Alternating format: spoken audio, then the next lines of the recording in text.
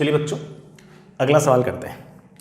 Simple equilibrium का सवाल है और रोटेशन वाला। ठीक है, अरेंजमेंट इस तरह से, shown in figure is a rigid and uniform 1 metre long rod AB held in horizontal position by 2 strings tied to its ends and attached to the ceiling। ये आपके पास एक रॉड है, ये 1 मीटर इसकी लेंथ है, तो ये जो 75 लिखा हुआ है ये सेंटीमीटर है, ये जो 100 लिखा हुआ है सेंटीमीटर है। रॉड AB है, यूनिफॉर्म रॉड है, ये 2 स्ट्रिंग्स है, ये सीलिंग से इस तरह से हमने इसको जोड़ रखा है, ये सवाल के अंदर लिखा हुआ है। और रॉड जो है उसका मास m है और एक 2m मास है, इज हंग एट 75 सेंटीमीटर। ये 2m मास हमने 75 सेंटीमीटर पर हंग कर रखा है इस तरह से। पूछा है कि इस A पॉइंट पर टेंशन रस्सी में कितनी होगी, ये सवाल है। बहुत ही स्टैंडर्ड काइंड ऑफ क्वेश्चन है। आपके पास ये रही रॉड, इतनी बड़ी रॉड है, mg कहाँ लगता हो माने, तो आप कहोगे सर ये तो यूनिफॉर्म रॉड है इसलिए सेंटर पे लगता मान लेते हैं। इसके अलावा ये आपका 2m है, तो इस पर नीचे की तरफ एक फोर्स लगेगा, दैट इज अर्थ पुल कर रही है 2mg। यहाँ पर रस्सी ऊपर की तरफ पुल करेगी, टेंशन एट पॉइंट B। यहाँ पर रस्सी ऊपर की तरफ पुल करेगी, of course tension eight point A।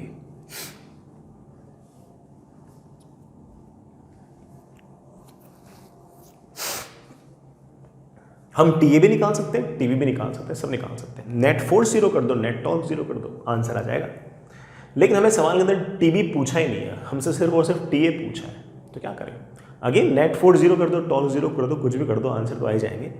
सबसे आसान ये होगा कि टॉर्क 0 कर दो, वो भी यहाँ से। वैसे हम कहीं से भी कर सकते हैं, क्योंकि इस बार आपका नेट फोर्स 0 है, इसलिए आप किसी भी पॉइंट से टॉर्क 0 करो, आंसर तो आएगा। बट यहाँ से टॉर्क 0 करने से मुझे फ़ायदा ये है कि TB का टॉर्क तो वैसे 0 आ जाएगा, क्योंकि TB तो यहीं से पास हो रही है और TB अननोन भी था, तो सिर्फ एक ही अननोन बचेगा, कौन सा, T है, वो एक लाइन में आंसर आ जाएगा। तो चलिए यहां से अगर देखें तो इस 2mg का टॉर्क आएगा ऐसे, एंटी क्लॉकवाइज, 2mg इंटू यहां से अंदर की distance that is 25 plus mg का टॉर्क आएगा ऐसे, कितना आएगा, mg इंटू यहां से अंदर की डिस्टेंस, ऑफ कोर्स ये डिस्टेंस कितनी होगी, 50। mg तो बीचों बीच लगेगा ना, इसलिए ये दोनों टॉर्क थे इस तरह से एंटी क्लॉकवाइज, ये इसका टॉर्क आना चाहिए क्लॉकवाइज। नेट टॉर्क 0 होने के लिए जितना ये टॉर्क आपका एंटी क्लॉकवाइज था उतना ही टॉर्क आपका क्लॉकवाइज आना चाहिए। तो लिख दो कि that should B TA into यहाँ से वहाँ तक की डिस्टेंस दैट इज 100 सेंटीमीटर्स। इससे मेरा आंसर आ जाएगा, देखना बेटा क्या आंसर आएगा, that is 50 mg plus 50 mg that comes out to be I think 100 mg and it should be equal to TA into 100। 100 से 100 कैंसिल हो गया, tension eight point A comes out to be mg। ये answer हमारा है। कोई हमसे B पर tension पूछ ले तो हम बोल देंगे बड़े आराम से कि ऊपर का फोर्स बराबर नीचे का फोर्स, नीचे 3 mg लग रहा है, ये आपका mg है, तो पक्की बात है कि ये आपका टेंशन 2 mg। अगर पूछा होता तो, हमसे पूछा नहीं, हमसे सिर्फ ये पूछा है कि A पर टेंशन कितनी होगी, तो बोल देना कि टेंशन तो A पर तो mg होगी। ठीक, चलिए बच्चों अगला सवाल वैसे सर्कुलर मोशन का है, सुनिएगा। हमारे पास एक बीड है of mass m stage at a point P A, B on a wire bent in the shape of a parabola y is equals to 4cx²। ये जो मैं ग्राफ बना रहा हूँ, ये जो डायग्राम बना रहा हूँ, ये सवाल में गिवन था। ये x है, ये y है और एक वायर है जिसको हमने ऐसे एक पैराबोला की फॉर्म में ऐसे हमने बना रखा, बेंड कर रखा है। इसके अंदर एक बीड है मास m की, जो यहाँ कहीं इस वायर के अंदर रेस्ट पे है और इसके कोऑर्डिनेट मुझे लिखे हुए A, B। ये डिस्टेंस अगर A है, ये डिस्टेंस B है, तो दिस इज A, B। और पूरे इस पैराबोला को हम इस एक्सिस के अबाउट ओमेगा से घुमा रहे हैं। This diagram was given in the question. ये सवाल में गिवन था, अपन को नहीं सोचना था, हालांकि जो सवाल में लिखा हुआ था उससे डायग्राम बन भी सकता है। Find the value of omega. ये जो बीड है ये आराम से इस तार के अंदर इस तरह से पिरोई हुई है और आपका जो तार है वो ऐसे ऐसे लगातार घूम रहा है, उसके साथ साथ बीड भी घूम रही है, बीड गिर नहीं रही है। ठीक है, हमसे पूछा है कि बताओ ओमेगा कितना होगा, और इन टर्म्स में आंसर पूछ रखा है, ए बी सी जी, इनकी टर्म्स में हमसे आंसर पूछ रखा है। चलो बच्चों करते हैं। यहां जहां कहीं बीट है बड़ा, वहां पर मैंने एक ऐसे टेंजेंट खींच दिया। Let's say this angle is theta. यहां पर अगर मैं देखूं तो कौन से फोर्सेस, सबसे पहले ऑब्वियस बात है कि इस बीड पर नीचे की तरफ लगेगा mg। जो तार है वो ऑब्वियस बात है कि नॉर्मल लगाएगा ऐसे।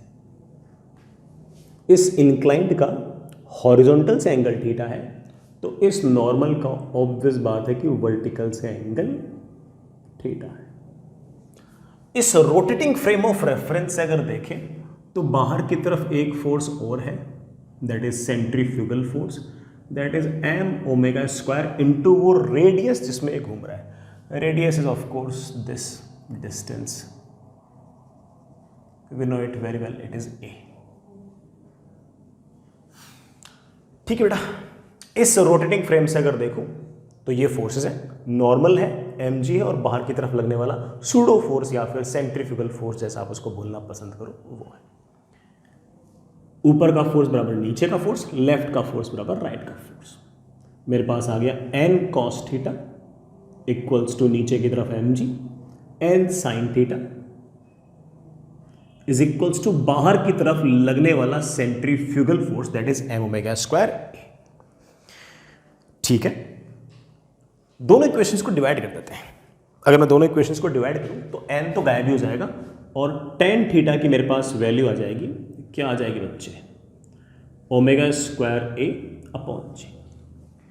जो भी इस तरह से कर्व वगैरह होते हैं उसमें tan theta is of course the slope of tangent and it is always given by dy by dx। What is the dy by dx? आप बोलोगे सर इक्वेशन तो इस पैराबोला की दे रखी है, y is equals to 4cx square, तो dy by dx is obviously 8cx। dy by dx अलग अलग x पर अलग अलग है, मतलब स्लोप हर जगह अलग अलग है। मुझे कौन से वाले पॉइंट पर स्लोप निकालना है? इस वाले पॉइंट पे। इस वाले पॉइंट पर x की वैल्यू क्या है? a। तो आप कहोगे सर इस पॉइंट पर tan थीटा की वैल्यू या dy बाय dx की वैल्यू है 8ca, तो that should be equal to 8 times ca। ठीक बच्चों, मेरे ख्याल से हो गया सवाल। a से a कैंसिल हो गया। मुझसे ओमेगा की वैल्यू पूछ रखी है, that is equals to under root of 8 times cg। ऐसा कोई ऑप्शन है क्या? हाँ, सेकेंड ऑप्शन आएगा, because 8 can be written as 2√2। आपका सेकेंड ऑप्शन आ गया। ठीक है बच्चों, आसान सा ये सवाल है, कोई बहुत भारी काम नहीं। चलिए बच्चों, एक सवाल और। A uniform cylinder of mass m and radius r is to be pulled over a step मतलब CD of height a, where a is less than the radius of the cylinder, by applying a force F at the center O as given in the diagram। Diagram सवाल में given था, मैं बनाऊंगा अभी। The minimum value of F is, तो ठीक है, सवाल इस तरह से था कि आपके पास इस तरह से एक सिलेंडर है, इस तरह से सिलेंडर है, मास m है, रेडियस r है, और ये मान लीजिए आपकी हॉरिजॉन्टल सरफेस, और ऐसे कोई सीढ़ी है बेटा, स्टेप। इस सीढ़ी की जो हाइट है वो हमें a गिवन है, और इसका जो सेंटर है O, उस पर हमने कोई ना कोई फोर्स लगा रखा है, पुल कर रहे हैं किसी फोर्स से ऐसे। ये फोर्स कम से कम कितना लगाऊं कि ये जो सिलेंडर है ये ऐसे उसके ऊपर आ जाए, पुल ओवर हो जाए इसके ऊपर। मिनिमम वैल्यू ऑफ एफ पूछा है कि इस एफ की मिनिमम वैल्यू कितनी है। ठीक है, ये आपका सिलेंडर है, इसका जो मास है वो आपके पास एम है। तो ये हमारा प्लान है कि हम कम से कम कितना फोर्स लगाएं कि ये सारा का सारा सिलेंडर जो है वो इस एक्सिस के अबाउट यूं उठकर स्टेप के ऊपर आ जाए। ये सवाल। तो चलिए सोचते हैं। इस पूरे के पूरे सिलेंडर को हमें इस पॉइंट के अबाउट ऐसे उठाना है। कौन से फोर्सेस हैं? ऑफ कोर्स mg है, ये वाला नॉर्मल तो लगेगा नहीं क्योंकि उठ जाएगा। यहाँ पर जरूर एक नॉर्मल फोर्स लगेगा, लेकिन उसका तो टॉर्क वैसे जीरो आएगा क्योंकि हम टॉर्क तो इस पॉइंट के अबाउट लिखेंगे। तो मेरे ख्याल से एक तो आपका F हो गया और एक हो गया आपका नीचे की तरफ लगने वाला mg। ये आपके पास r है, ये डिस्टेंस लेट से आपके पास x है, ये डिस्टेंस a है तो ये डिस्टेंस a है, और अगर ये डिस्टेंस a है तो ये डिस्टेंस आपके पास r माइनस a। ठीक, अगर आप चाहते हो कि इस एक्सिस के अबाउट आपका ये सिलेंडर उठ जाए तो ये जो फोर्स है इसका जो टॉर्क है वो इस mg के टॉर्क से बड़ा होना चाहिए, या जस्ट बराबर हो गया तब भी बेटा वो उठ जाएगा। तो पहली बात तो इस फोर्स को ऐसे लगाइए कि इस पूरी की पूरी लाइन के परपेंडिकुलर डायरेक्शन में लगे। परपेंडिकुलर में लगेगा तो ऑब्वियस बात है कि उसका टॉर्क सबसे ज्यादा आएगा। तो इस F फोर्स का जो टॉर्क होगा वो ऐसे आएगा, जो इसको ऑब्वियस बात है कि ये उठाना चाहेगा, और उसकी वैल्यू होगी F इंटू यहां से यहां तक की perpendicular distance, that is R। तो ये जो फोर्स का टॉर्क है ये घुमाना चाहेगा ऐसे, और जो आपका mg है वो घुमाना चाहेगा ऐसे।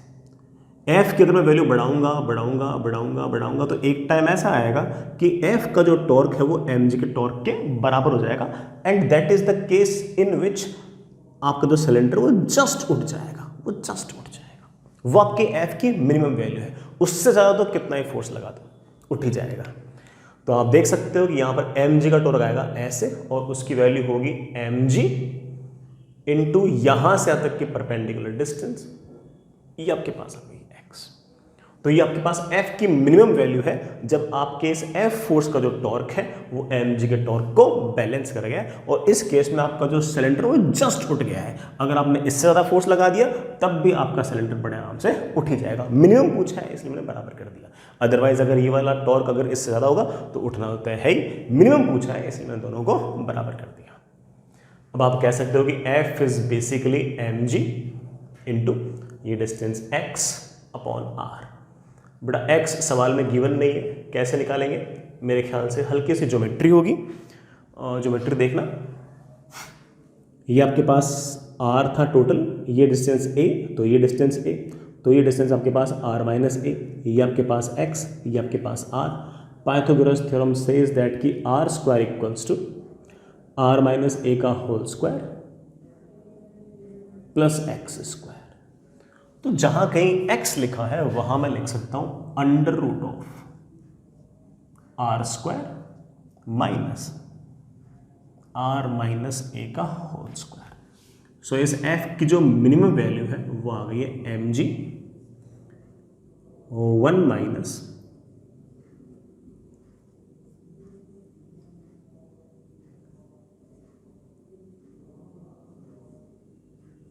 ये। मैं r को नीचे लिया तो मेरे पास आ गया that is mg 1 minus r minus a upon r पूरे की पावर बेटा हाफ या रूट, जैसे बोलना चाहो वैसे बोल दो। तो इतना फोर्स आपको कम से कम चाहिए इस पूरे पूरे सिलेंडर को उठाने के लिए। इससे ज़्यादा कितना ही फोर्स लगा दो बड़े आराम से उठ जाएगा, कोई दिक्कत नहीं है। चलिए बच्चों, अगला सवाल वर्क एनर्जी थ्योरम का सवाल है, सुनिएगा। मैंने पूरा सवाल लिखा नहीं है, मैं एक्सप्लेन कर रहा हूँ। ये हॉरिजॉन्टल सरफेस, ये एक इंक्लाइंड प्लेन जिसका एंगल थीटा है। सबसे नीचे वाला पॉइंट A है, सबसे ऊपर वाला पॉइंट B है, यहाँ बीच में एक पॉइंट C है। B से लेकर C तक की जो डिस्टेंस है, जितना इंक्लाइंड प्लेन है वो स्मूथ है। C से लेकर B तक सरफेस रफ है, और उस रफ सरफेस का कोफिशिएंट ऑफ फ्रिक्शन म्यू है। म्यू को K tan थीटा लिखा हुआ है सवाल के अंदर, ठीक है। B पॉइंट से हमने एक m मास के ब्लॉक को रिलीज किया, तो पहले उसकी स्पीड लगातार बढ़ती है बढ़ती है बढ़ती है बढ़ती है बढ़ती है, फिर जैसे रफ सरफेस पे आए फिर उसकी लगातार स्पीड घटती है घटती है घटती है, और A पॉइंट पर आकर रुक जाता है। B से रिलीज किया और A पर स्टॉप हो गया, ठीक है। हमें एक चीज और गिवन है कि B से C तक की जो डिस्टेंस है वो A से C तक की डिस्टेंस की दुगनी है। मतलब अगर ये डिस्टेंस अगर आपके पास x है तो ये डिस्टेंस आपके पास 2x है। तो हमसे पूछा है कि ये जो आपने म्यू इज इक्वल्स टू के tan थीटा लिखा था ना, तो बताओ k की वैल्यू क्या होगी। न्यूमेरिकल वैल्यू वाला सवाल था, k निकालना था, निकाल लेंगे। सवाल देखते ही आपके दिमाग में सबसे पहले ये आना चाहिए कि सर B वाले पॉइंट पर रिलीज किया है तो स्पीड 0 है, A वाले पॉइंट पर ब्लॉक आते आते आते आते रुक जाता है तो फाइनल स्पीड भी 0 है, इनिशियल स्पीड भी 0, फाइनल स्पीड भी 0। इसका मतलब इनिशियल काइनेटिक एनर्जी भी 0, फाइनल काइनेटिक एनर्जी भी 0। इसका मतलब वेट लगना चाहिए, वर्क एनर्जी थ्योरम लगनी चाहिए। तो लगा दो, work done by all the forces is equals to change in kinetic energy. Gravity है, नॉर्मल है और फ्रिक्शन है, and that must be equals to K final minus K initial. K final 0 क्योंकि रुक गया, के इनिशियल 0 क्योंकि छोड़ा गया था। Work done by gravity. यहां से चलते चलते यहां आया तो आखिर ये m मास का ब्लॉक कितना नीचे आया, जरा चेक करना।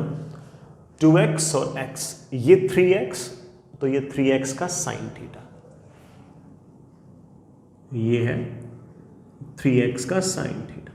तो m मास का ब्लॉक नीचे आया है 3x का साइन थीटा।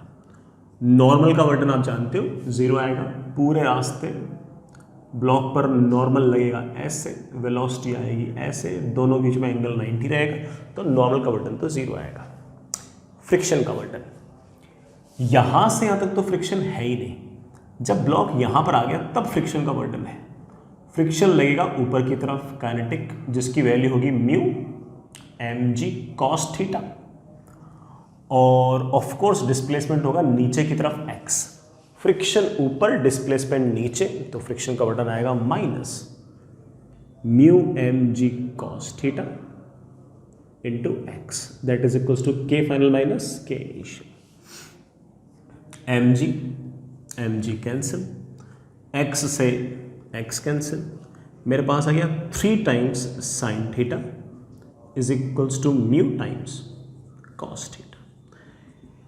म्यू को शायद क्या लिखने के लिए क्या रखा है, के tan थीटा, तो k times tan theta, tan theta is of course sine theta upon cos theta into cos theta है, कॉस्टा से कॉस्टा कैंसिल, सैनटा सैनटा कैंसिल। हमसे पूछा है k की वैल्यू कितनी आएगी, ये तो 3 आ गई बेटा। So the value of k comes out to be 3, so the value is 3। यही आंसर है, यही आंसर। एक छोटा सा बिल्कुल बेसिक सा सवाल एसएचएम का पूछा गया बेटा इस साल मेंस के अंदर। डिस्प्लेसमेंट और टाइम का ग्राफ दे रखा था, पार्टिकल एसएचएम कर रहा है और डिस्प्लेसमेंट और टाइम का ग्राफ दे रखा था। ये आपका x इक्वल्स टू 0 मान लीजिए, ये आपका x इक्वल्स टू माइनस है और ये आपका x इक्वल्स टू प्लस है। डिस्प्लेसमेंट वर्सेस टाइम ग्राफ ऐसे है, t इज इक्वल्स टू 0 पर डिस्प्लेसमेंट सबसे ज़्यादा है, इसका मतलब ज़रूर पार्टिकल यहाँ से स्टार्ट हुआ होगा, फिर वो ऐसे ऐसे लगातार ऑसिलेटरी मोशन कर रहा होगा। तो कुछ ऑप्शंस दिए गए, आपको गलत वाला ऑप्शन चूज करना है, ठीक है। Force is 0 eight 3t/4, 3t/4 पर आपका डिस्प्लेसमेंट तो 0 है, इसका मतलब 3t/4 पर पार्टिकल जो है वो इक्विलिब्रियम पोजीशन से पास हो रहा है, और अगर इक्विलिब्रियम पोजीशन से पास हो रहा है तो ऑफ कोर्स फोर्स तो 0 है। तो ये वाला स्टेटमेंट तो सही है, हमें तो इनकरेक्ट ढूंढना है। Acceleration is maximum at t is equals to capital T, capital T पर एक्सेलरेशन सबसे ज़्यादा है, चेक कर लेते हैं। t is equals to capital T पर पार्टिकल का डिस्प्लेसमेंट फिर से मैक्सिमम हो गया है, इसका मतलब अगर पार्टिकल यहाँ से स्टार्ट हुआ है तो कैपिटल T टाइम बाद पार्टिकल वापस से यहीं पहुँच जाएगा। एक्सट्रीम पोजीशन पर एक्सेलरेशन 0 नहीं होता है, मैक्सिमम होता है, और यहाँ पर तो बोला है कि एक्सेलरेशन मैक्सिमम ही है, तो ये तो सच है, बिल्कुल स्टेटमेंट 2 भी करेक्ट है, लेकिन हमें सवाल में तो इनकरेक्ट ढूंढना है।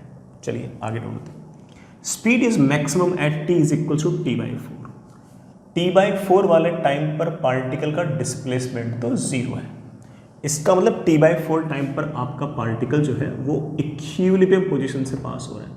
इक्विलिब्रियम पोजीशन से जब पार्टिकल पास होता है तो एक्सेलरेशन 0 होता है, लेकिन स्पीड तो सबसे ज़्यादा होती है। तो इसका मतलब t इक्वल टू t/4 पर स्पीड सबसे ज़्यादा ही है। ये भी सही है। पूछा कौन सा है? गलत। तो पहले तीनों तो सही है, गलत पूछा है, तो ऑब्वियस पता चौथा ही गलत होगा। फिर भी चलो पढ़ लेते हैं। Potential energy is equal to kinetic energy at t is equals to t/2। t is equal to t/2 पर पोटेंशियल एनर्जी और काइनेटिक एनर्जी बराबर है। चेक कर लो, t/2 पर पार्टिकल जो है उसका डिस्प्लेसमेंट नेगेटिव में मैक्सिमम है। नेगेटिव में मैक्सिमम है, इस बात का मतलब particle t is equal to t/2 पर यहाँ कहीं है। यहाँ पर आप जानते हो कि काइनेटिक एनर्जी तो जीरो हो जाएगी क्योंकि तो एक्सट्रीम पोजीशन है, और यहाँ पर पोटेंशियल एनर्जी की वैल्यू सबसे ज़्यादा। तो यहाँ पर काइनेटिक एनर्जी और पोटेंशियल एनर्जी बराबर हो, ऐसा तो नहीं हो पाएगा यार, है ना। तो इसका मतलब ये गलत है और हमसे गलत ही पूछा है। तो आंसर कौन सा आ गया? डी आ गया। इवन मैंने आपको याद भी करा रखा है कि पोटेंशियल और काइनेटिक कहाँ बराबर होंगे। x इक्वल्स टू -a/√2 पर और x इक्वल्स टू +a/√2 पर पोटेंशियल एनर्जी और काइनेटिक एनर्जी की वैल्यूज बराबर होती हैं। ये मैंने आपको क्लास के अंदर पहले से याद भी करा रखा है, ठीक है।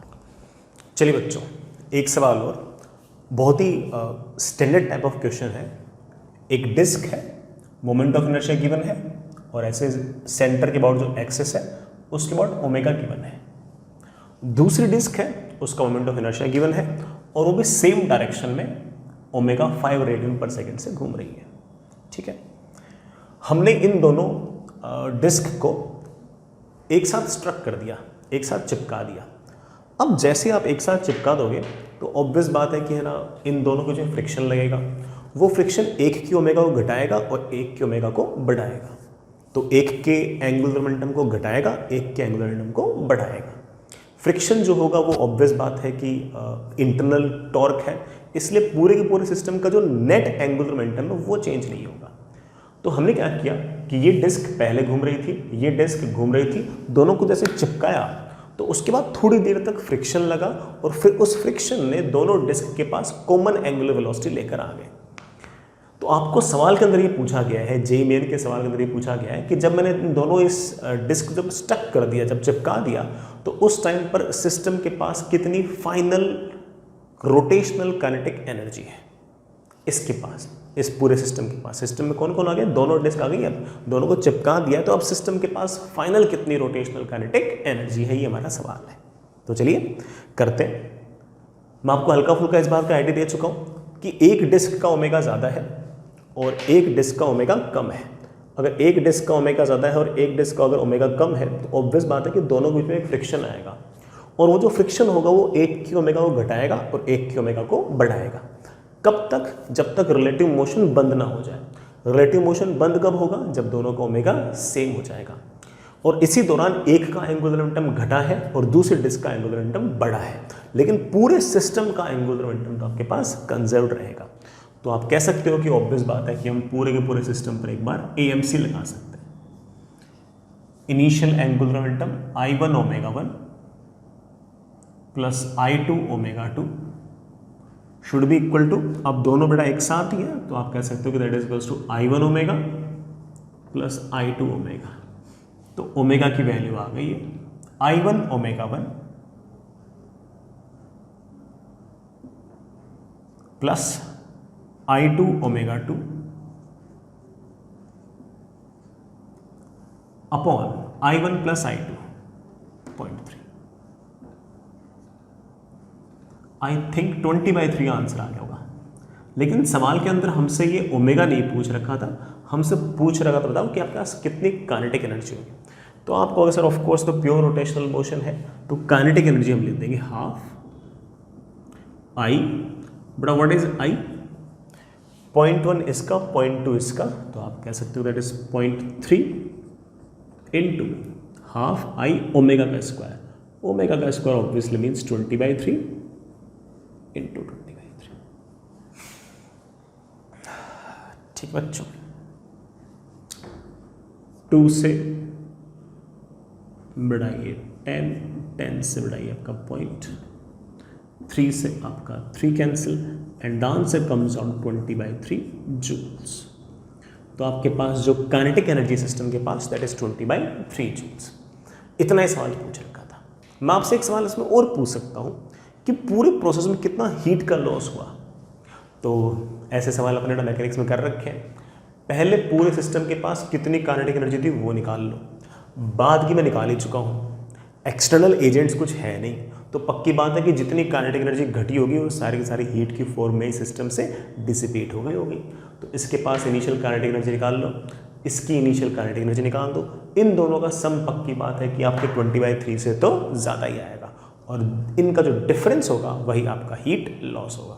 ये पूछा नहीं था, ये तो मैं आपसे पूछ रहा हूँ कि अगर ऐसा पूछा होता तो हम बड़े आराम से इसका जवाब भी दे ही देते। ठीक है, चलिए बच्चों, एक बढ़िया सा ऑब्लिक कोलिजन का सवाल। ए particle of mass m is moving along x axis with initial velocity ui cap.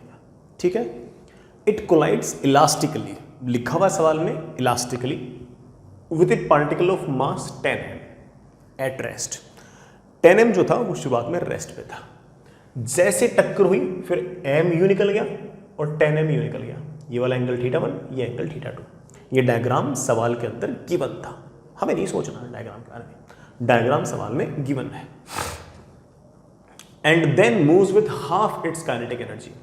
टक्कर के बाद m मास के पास जो स्पीड है वो इस तरह से वेरी कर गई है कि जितनी काइनेटिक एनर्जी शुरुआत में थी अब उसकी हाफ काइनेटिक एनर्जी इसके पास बची है। ठीक है, अच्छी बात है, ठीक है, अच्छी बात है बेटा। moves with half its kinetic energy if sin θ1 is root n times sin θ2। θ1 θ2 ये एंगल्स है, अगर sin θ1 की value root n times sin θ2 है तो बताओ n कितना है। अगेन बड़ा न्यूमेरिकल वैल्यू वाला सवाल था, लैंग्वेज से आपको आइडिया लग गया होगा, कर देंगे, बड़े आराम से कर देंगे।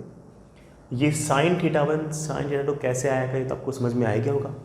पूरे के पूरे सिस्टम पर y डायरेक्शन में मोमेंटम कंजर्व करता हूँ। अगर मैं y डायरेक्शन में मोमेंटम कंजर्व करता हूँ, मैं जानता हूँ कि ना तो इसके पास शुरुआत में y डायरेक्शन में वेलोसिटी है, ना इसके पास y डायरेक्शन में वेलोसिटी है, तो इनिशियल मोमेंटम y डायरेक्शन में तो जीरो है। बाद में इस m मास के पार्टिकल के पास वेलोसिटी अगर मैं v1 कहूँ, अच्छा एक मिनट, ये मोमेंटम कंजर्व करूँ उससे पहले मैं एक बात और बोल दूँ कि इसके पास जो काइनेटिक एनर्जी है, इस m मास के पास टक्कर के बाद जो काइनेटिक एनर्जी है वो इनिशियल काइनेटिक एनर्जी की आधी है, हाफ है।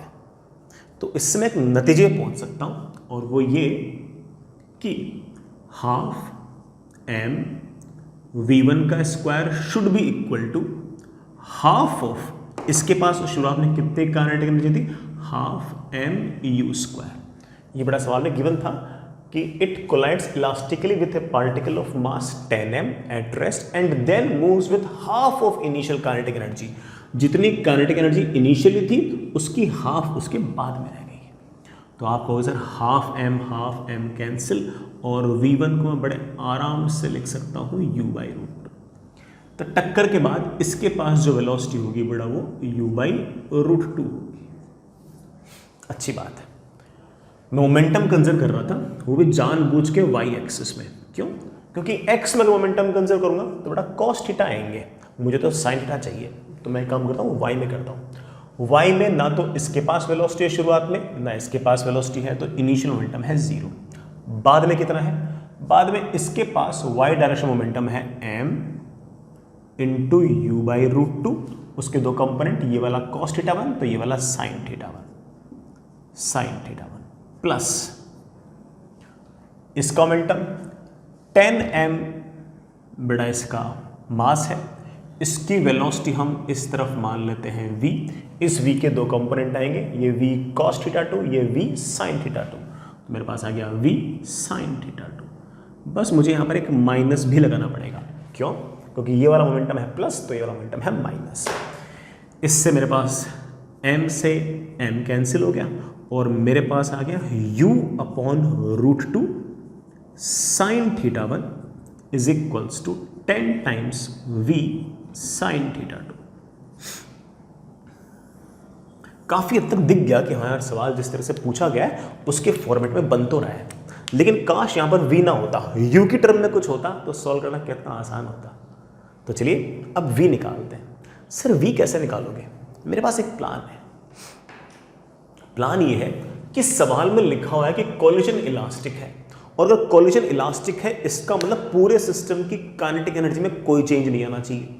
जितनी सिस्टम की काइनेटिक एनर्जी पहले थी उतनी सिस्टम की काइनेटिक एनर्जी बाद में होनी चाहिए, सिस्टम की, पूरे सिस्टम की। आप बोलोगे सर इसके पास पहले काइनेटिक एनर्जी थी 12mu² और इसके पास तो ऑब्वियस बात है 0, ठीक है। टक्कर के बाद इसके पास काइनेटिक एनर्जी आ गई है इस 12mu² की आधी, तो बाकी बची हुई काइनेटिक एनर्जी किसकी है? तो आप बोलोगे सर बाकी बची हुई काइनेटिक एनर्जी कौन ले गया? 10m। तो मैं ऐसा कह सकता हूं कि इसके पास काइनेटिक एनर्जी 12mu² थी, उसके अब 2 टुकड़े हो गए, आधा टुकड़ा तो खुद ने रख लिया, बाकी आधा इसने रख लिया, क्योंकि जितनी काइनेटिक एनर्जी सिस्टम के पास शुरुआत में थी उतनी फाइनल होना जरूरी है, क्योंकि कॉलिजन आपका इलास्टिक है। अगर इनइलास्टिक होता या परफेक्टली इनइलास्टिक कॉलिजन होता तो हम जानते हैं एनर्जी का लॉस होता है, लेकिन इस बार एनर्जी का लॉस नहीं होगा। तो आधी काइनेटिक एनर्जी अगर ये ले गया तो बाकी आधी ये ले गया, तो इसकी जो काइनेटिक एनर्जी है उसे हम लिख सकते हैं 12 10m × v²। ये कितनी होनी चाहिए? जितनी उसके पास थी ना 12mu², इसकी आधी। आधी क्यों? क्योंकि बाकी आधी तो उसने खुद ही रख ली, बाकी आधी इसको दे दी। ये सवाल में लिखा हुआ था। मेरे पास हाफ से हाफ कैंसिल, m से m कैंसिल, और v² की वैल्यू आ गई है u²/20। तो v की वैल्यू आ गई है u/√20 और हमारे पास आंसर आ गया है u/√2 sin theta is 10 times v। v को बड़ा क्या लिखूं? v को लिख सकता हूं u/√20 × sin थीटा। बड़ा अब आपका u से u कैंसिल, √2 से √2 कैंसिल, तो बेटा मेरे पास ये √10 बच गया। ऊपर 10 है नीचे √10 है, तो मैं लिख सकता हूँ sin θ1, ये θ1 है, इज √10 टाइम्स ऑफ sin θ2। और मुझे बोला गया है कि sin θ1 is √n times sin θ2, तो आप कह सकते हो कि n की वैल्यू आ गई है 10। ये हमारा आंसर, न्यूमेरिकल वैल्यू सवाल था इसलिए बेटा n की वैल्यू 10 आ गया, ये हमारा आंसर। ठीक है ना, आसान सा सवाल था, इलास्टिक कोलिजन था इसलिए हमने इतनी आसानी से कर लिया कि सिस्टम के पास जितनी काइनेटिक एनर्जी पहले उतनी ही बाद में। आधी तो इस m मास के पार्टिकल के पास खुद ही रख ली, बाकी आधी बची हुई 10m मास को दे दी, और बड़े आराम से हमने इस तरह से स्पीड्स को रिलेट कर लिया। ठीक है, एक और सवाल बेटा, आपके पास एक यूनिफॉर्म डिस्क है जिसका रेडियस r है, सेंटर O है, इसमें हमने एक स्क्वायर शेप की कैविटी काट रखी है, ऐसे कैविटी ऐसे काट रखी है, यहां से मास काट के हमने फेंक दिया, जिसका सेंटर बड़ा, इस कैविटी का जो सेंटर है वो यहां कहीं है। ठीक है, स्क्वायर की जो साइड है वो r/2 है और स्क्वायर का जो सेंटर है वो डिस्क के सेंटर से r/2 डिस्टेंस दूर है। अब आपको सवाल में ये कह रखा है कि इस पूरे सिस्टम का जो सेंटर ऑफ मास है ना वो O पॉइंट से कितना दूर है वो बताओ, और जो O पॉइंट से जो डिस्टेंस है ना उसको r/x लिखना है, तो बताओ x कितना है। ठीक है, जो भी सेंटर ऑफ मास होगा वो O पॉइंट पर तो नहीं होगा, ऑफ कोर्स अब हल्का सा लेफ्ट में होगा, है कि नहीं, लेकिन वो जहां कहीं भी होगा उसकी O से जो डिस्टेंस है, वो जो डिस्टेंस है उसको r/x लिखो और बताओ x क्या है। x को इंटीजर में बताना है, अगर मान लो कि उसकी वैल्यू मान लो बड़ा 5.3 आ गई तो 5 लिखना है, 5.7 आ गई तो 6 लिखना है, ऐसे बोल रखा उसने, नियरेस्ट इंटीजर में लिखना है। तो ये तो बहुत ही स्टैंडर्ड टाइप ऑफ प्रॉब्लम लग रही है कैविटी की, ऐसी जिसमें हम डायरेक्ट फॉर्मूला यूज कर सकते हैं। हम बड़े आराम से कह सकते हैं कि पक्की बात है कि सेंटर ऑफ मास तो x एक्सिस पर ही लाई करेगा, because the entire system is symmetric about x axis, जैसा ऊपर वैसा नीचे। तो ये तो पक्का हो गया है कि centre of mass x axis पर होगा, तो y coordinate of centre of मास तो आ गया 0। x coordinate of centre of मास निकालना है, और हम जानते हैं कि अगर यहां पर मास होता तो सेंटर ऑफ मास ऊपर ही आता। अब इधर आपने मास हटा दिया है तो centre of mass left shift हो जाएगा, तो x कोऑर्डिनेट आएगा और नेगेटिव आएगा। हमें कोऑर्डिनेट निकालना, डिस्टेंस निकालनी है, तो हम उस नेगेटिव को उड़ा देंगे। ठीक, sir x coordinate of centre of मास का कोई फॉर्मूला है क्या? हाँ बेटा बिल्कुल है, मैंने आपको सिखा रखा है, याद करा रखा है और उस पर सवाल भी करा रखे हैं। पूरे एरिया का एक्स कोऑर्डिनेट माइनस कैविटी का एरिया, कैविटी का एक्स कोऑर्डिनेट डिवाइड बाय पूरा एरिया माइनस कैविटी का एरिया। बन गया अपना काम। पूरा एरिया पाई आर स्क्वायर और पूरी डिस्क का जो सेंटर है उसका x coordinate of course 0 minus cavity का एरिया, स्क्वायर है, स्क्वायर का एरिया तो आएगा लेंथ का स्क्वायर, लेंथ है r/2 तो उसका स्क्वायर r²/4 इंटू उसका एक्स कोऑर्डिनेट, कितना है उसका एक्स कोऑर्डिनेट r/2 अपॉन पूरा एरिया। व्हाट इज पूरा एरिया? पूरा area is pi r square minus cavity का area length into width r²/4।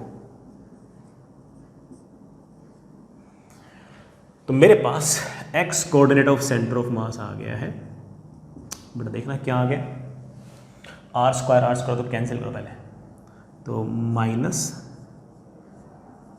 r/8 divide by pi minus 1/4,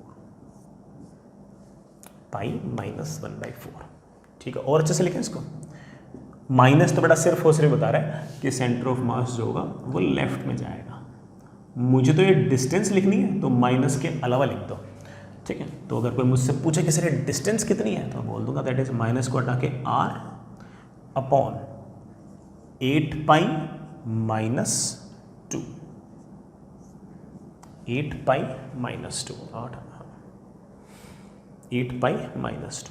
बड़ा एक बार देख लो, 8 पाई माइनस 2 इसको मैं क्या लिख सकता हूँ, r अपॉन 8 इंटू पाई की वैल्यू 3.14 माइनस 2। बड़ा देखना क्या आया, दैट इज r अपॉन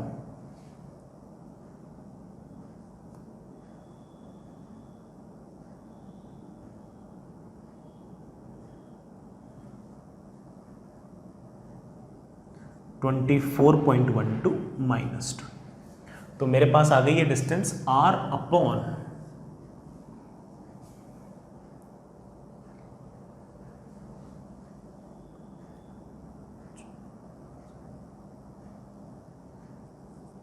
22.1।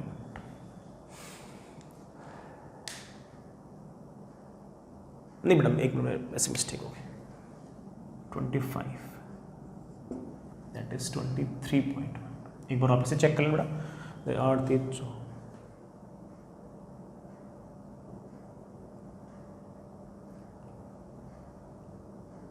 हाँ 25.12 माइनस 2, यह आ गया r अपॉन 23.12। तो x की वैल्यू मेरे पास आ गई 23.12। लेकिन बेटा सवाल में बोला कि नियरेस्ट इंटीजर में आंसर लिखो, तो नियरेस्ट इंटीजर बेटा इसका क्या लिख देंगे, नजदीक वाला इंटीजर, तो ऑब्वियस बात है कि 23 है, तो आंसर विल बी 23 आंसर आ जाएगा। चलिए बेटा, चलिए बच्चों एक सवाल, हमारे पास एक सॉलिड सिलेंडर है L लेंथ का R रेडियस का। इस सॉलिड सिलेंडर का लेंथ L है, रेडियस R है और मास इसका m है। इस एक्सिस के अबाउट इसका moment of inertia mr²/4 plus ml²/12 होता है। ये सवाल में गिवन है, ये सवाल में गिवन है, ये एनटीए ने बता रखा था पहले से। वैसे हमने ये मोमेंट ऑफ इनर्शिया क्लास में निकाल रखा था, ठीक है, बट एनटीए ने मतलब जो एग्जाम टेकिंग बॉडीज है उन्होंने इसका मोमेंट ऑफ इनर्शिया गिवन था कि इस एक्सिस के about moment of inertia mr²/4 plus ml²/12 होगा, पहले से गिवन था। ना भी गिवन होता तो मैं याद था, ठीक। अब हमसे पूछा क्या गया है, if such a cylinder is to be made for a given mass fixed है of material, the ratio of L/R, length और R, इसका मतलब L और R वेरी कर सकते हैं। L/R का रेशियो बताओ for which it has minimum moment of inertia. L और R का क्या रेशियो रखूं कि मोमेंट ऑफ इनर्शिया लीस्ट हो, कि मोमेंट ऑफ इनर्शिया लीस्ट हो। ये हमसे सवाल पूछा गया, ये हमसे सवाल पूछा, ये बड़ा हमसे सवाल पूछा गया। करेंगे, जरूर करेंगे। इस सवाल के अंदर सबसे टफ काम तो सिर्फ और सिर्फ मोमेंट ऑफ इनर्शिया निकालना था। अगर मोमेंट ऑफ इनर्शिया हमें आता है फिर तो ठीक है, फिर तो सारा काम बनना चाहिए, है कि नहीं? क्योंकि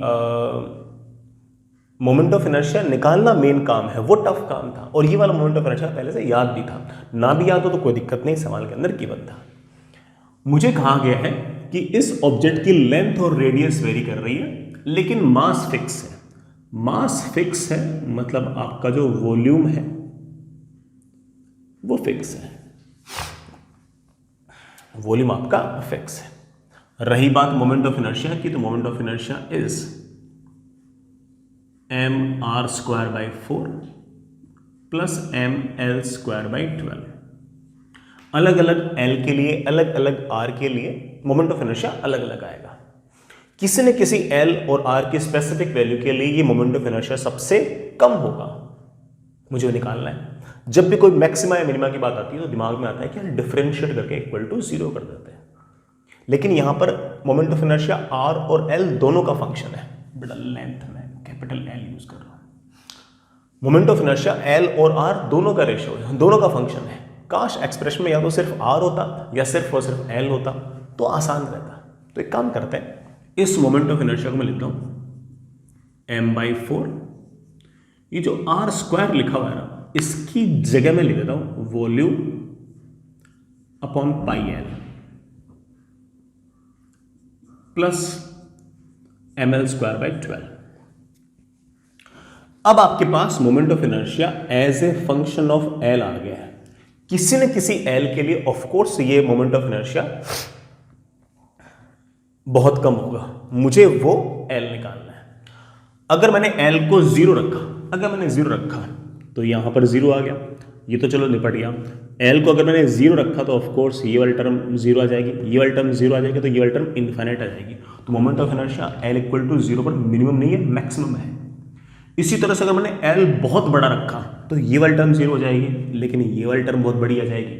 इसका मतलब l बहुत छोटा लेता हूं तब भी मोमेंट ऑफ इनर्शिया बहुत बड़ा आता है, और l बहुत बड़ा लेता हूं तब भी मोमेंट ऑफ इनर्शिया बहुत बड़ा आता है।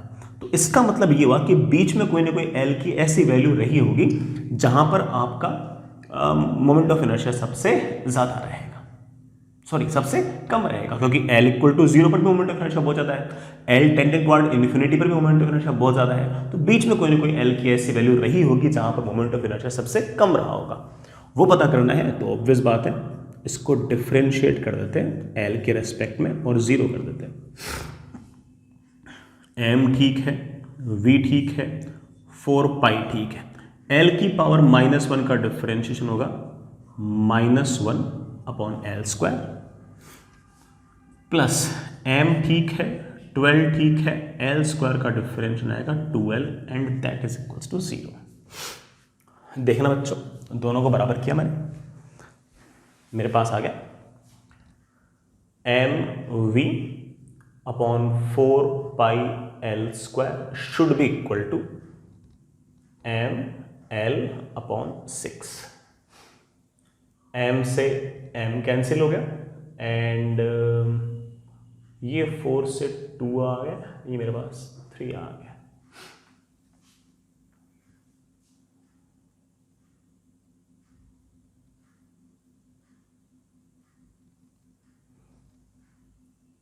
मेरे पास आ गया volume upon 2πl² is l/3।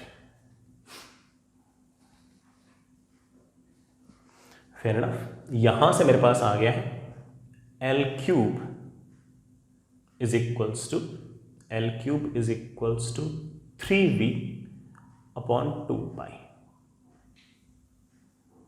l³ is equals to 3v/2π। l³ is equals to 3v/2π। ये l³ आ गया।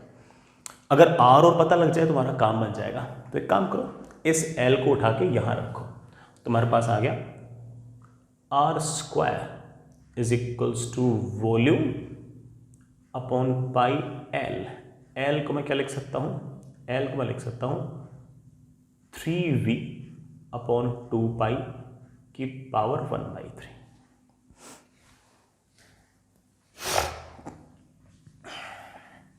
हमारे पास आर स्क्वायर की वैल्यू आ गई है v अपॉन पाई, तो ठीक है बेटा,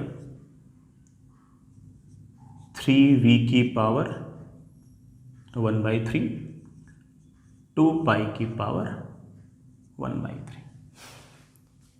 चलो बच्चों, L आ गया है 3v अपॉन 2 पाई की पावर 1/3 और R आ गया मेरे पास कितना आ गया R, v की बेटा पावर कितनी बची, v की पावर 1/3 नीचे है और 1 ऊपर है, तो 2/3 बचा, 2/3 फिर वो रूट लूँगा तो v की पावर 1/3। ठीक है बेटा,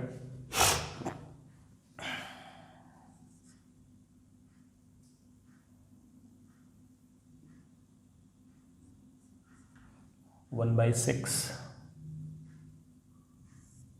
मैं एक बार आर स्क्वायर लिखता हूँ, मेरे पास आ गया R square equals to v की पावर 2/3, ऊपर आएगा बेटा 2 की पावर 1/3, नीचे आएगा पाई की पावर 2/3 और 3 की पावर 1/3। v की पावर 1/3 बेटा ऊपर जा ही चुका है, मेरे ख्याल से बाकी सब चीज़ सेट होगी। 2 की पावर 1/3 आ चुका है, पाई की पावर 1/3 नीचे से कैंसिल हो चुका है, और अगर मुझे r निकालना है तो यहाँ पर आ जाएगा 1/3, यहाँ पर आ जाएगा 1/6 बेटा, यहाँ पर आ जाएगा 1/3, यहाँ पर आ जाएगा 1/6। मुझे L/R पूछा गया था, तो इन दोनों को डिवाइड करना। जैसे मुझसे L/R पूछा गया, मेरे ख्याल से v की पावर 1/3 v की पावर 1/3 तो कैंसिल, ऊपर आ गया है 3 की पावर 1/3, नीचे आ गया है 2 पाई की पावर 1/3। इसमें अगर देखें तो 2 की पावर 1/6, पाई की पावर 1/3 एंड 3 की पावर 1/6। पाई की पावर 1/3, पाई की पावर 1/3 तो मेरे पास हो गया कैंसिल। 3 की पावर 1/3 प्लस 1/6, सॉरी 3 की पावर 1/3 1/6, ये मेरे ख्याल से 3 की पावर हाफ आ गया, डिवाइड बाई 2 की पावर 1/3 2 की पावर 1/6, मेरे ख्याल से 1/2 आ गया। आई थिंक ये 3/2 का रूट आ गया, 3/2 का रूट आ गया। थोड़ा सा मैथमेटिकली ज़रूर टाइम टेकिंग था, बट ठीक है, कोई इतना बड़ा टास्क भी नहीं था। ये हमारा आंसर आ चुका। चलिए बच्चों, एक सवाल और, अगेन बेटा जे मेन का सवाल, लेकिन बहुत ही स्टैंडर्ड टाइप ऑफ प्रॉब्लम है। आपके पास एक प्लेटफॉर्म है सर्कुलर, इस प्लेटफॉर्म का जो मास है वो 200 kg है। इसकी पेरीफेरी पर, सर्कमफरेंस पर एक मैन है, पर्सन है, जिसका मास 80 kg है। ये प्लेटफॉर्म और ये पर्सन इस सेंटर वाले एक्सिस के अबाउट 5 रोटेशंस पर मिनट के ओमेगा से घूम रहे हैं। ठीक है, अब ये पर्सन धीरे धीरे धीरे धीरे सेंटर की तरफ चलना स्टार्ट होता है। सवाल में पूछा गया है, person of mass 80 kg now starts moving toward the centre of the platform. ठीक है, what will be the omega of platform when person reaches the centre. जब ये पर्सन चलते चलते चलते सेंटर पर पहुंचेगा तो ओमेगा कितना होगा। न्यूमेरिकल वैल्यू क्वेश्चन था और यूनिट आरपीएम दे रखी थी सवाल के अंदर, तो आरपीएम के अंदर ही हमें आंसर छोड़ना था। तो वेरी इजी, बहुत ही स्टैंडर्ड काइंड ऑफ प्रॉब्लम है। आप जानते ही हो कि जैसे आदमी आगे आएगा आगे आएगा आगे आएगा, उस पर्सन के और उस डिस्क के या प्लेटफॉर्म के बीच में एक स्टैटिक फ्रिक्शन आएगा। स्टैटिक फ्रिक्शन का ऑफकोर्स टॉर्क भी आएगा, लेकिन जितना टॉर्क पर्सन पे आएगा उतना ही टॉर्क आपके इस प्लेटफॉर्म पे आएगा। मैग्नीट्यूड सेम होगा और डायरेक्शन अपोजिट होगी। तो आप कह सकते हो कि पूरे सिस्टम मतलब प्लेटफॉर्म प्लस पर्सन, इस पूरे सिस्टम पर कोई एक्सटर्नल टॉर्क नहीं है। और अगर एक्सटर्नल टॉर्क नहीं है तो हम पूरे के पूरे सिस्टम का एंगुलर मोमेंटम कंजर्व कर सकते हैं। और इस तरह के सवालों में एंगुलर मोमेंटम कंजर्व करना आसान सा काम है। मैं प्लेटफॉर्म का मास एक बार के लिए कैपिटल एम मान लेता हूँ और बालक का मास मैं एक बार के लिए स्मॉल एम मान लेता हूँ। रेडियस गिवन नहीं है, मैं एक बार के लिए आर मान लेता हूँ। हमें सिर्फ इतना काम करना है कि initial angular momentum equals to final. ये एक्सिस है जिसके अबाउट सारा का सारा रोटेशन हो रहा है। Initial moment of inertia into omega should be equal to final moment of inertia into omega. Initial moment of inertia disc का प्लेटफॉर्म का तुम्हें पता ही है, that is of course mr² 2 plus m mass का इंसान यहां से r डिस्टेंस दूर है तो उसका मोमेंट ऑफ इनर्शिया तो of course mr² into initial omega should be equal to final moment of inertia.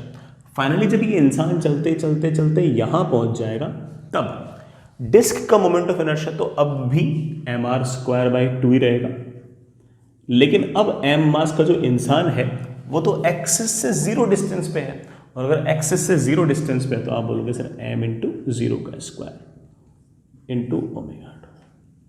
r² बेटा सवाल में गिवन भी नहीं था और हमें ज़रूरत भी नहीं है। हमारे पास ओमेगा 2 की वैल्यू आ गई है capital M plus 2m upon capital M into omega 1। रखना बेटा वैल्यूज रखना। कैपिटल M था हमारे पास 200 plus 2 times 80 upon capital M that is 200 times initial omega. बेटा what was initial omega? Initial omega was 5 rpm। एक बार कैलकुलेशन करना बेटा, 200 160 360 तो 360 अपॉन 200 इंटू 5 rpm। ये मास तो कैंसिल हो गया तो आंसर तो rpm में आना ही था। 0 से 0 कैंसिल हो गया, ये बेटा मेरे ख्याल से 4 आ गया, मेरे ख्याल से 9 आ गया होगा। Answer comes out to be 9 rpm। Numerical value question था, यूनिट सवाल के अंदर लिखी हुई थी, ऐसे लिखी हुई थी फाइंड ओमेगा इन rpm, तो 9 आपका आंसर आ गया। ठीक है, ये आपका आंसर बेटा।